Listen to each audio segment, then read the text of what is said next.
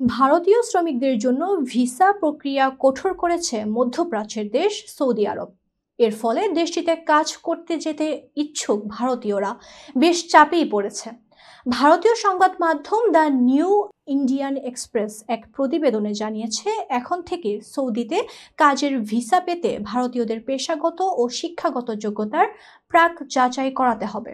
সম্প্রতি সৌদি দূতাবাসের এক বিজ্ঞপ্তিতে বলা হয়েছে, 14 জানুয়ারি থেকে এই নিয়ম কার্যকর হয়েছে।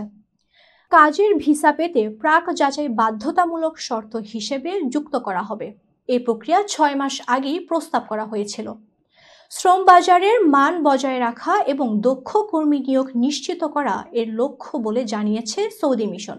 বিজ্ঞপ্তিতে আরও বলা হয়েছে, প্রতিষ্ঠানের মালিক ও মানব সম্পদ বিভাগগুলোকে প্রবাসী কর্মীদের জমা দেয়া তথ্য এবং সনদ যাচাই করার নির্দেশ দেয়া হয়েছে। এছাড়া সৌদি আরব আকামা নবায়ন ও এক্সিট রি-এন্ট্রি ভিসা বাড়ানোর নিয়মও হালনাগাদ করেছে। ভারতের পররাষ্ট্র মন্ত্রণালয়ের তথ্য অনুযায়ী সৌদি আরব প্রবাসী কর্মীদের ক্ষেত্রে ভারতীয়রা দ্বিতীয় বৃহত্তম অবস্থানে। বর্তমানে দেশটিতে 24 লাখের বেশি ভারতীয় কাজ করছেন। এর মধ্যে বেসরকারি খাতে 16,40,000 এবং গৃহস্থলিতে 7,85,000 জন কাজ করছেন।